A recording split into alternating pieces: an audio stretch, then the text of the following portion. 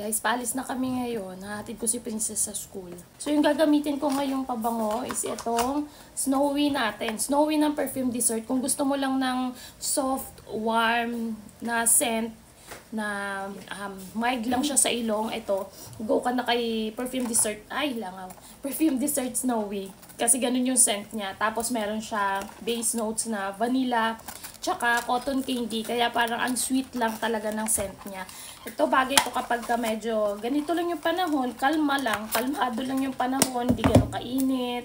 Tapos, tawag yun?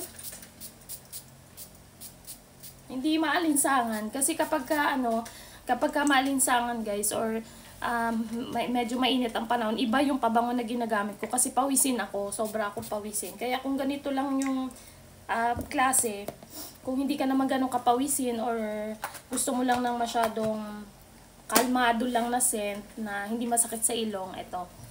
Try mo tapos ni Snowy. 50 ml na to guys. Ayan, ilalagay ko dyan sa aking yellow basket para ma-check out nyo na at matry nyo rin si Snowy. Sobrang bango na ito.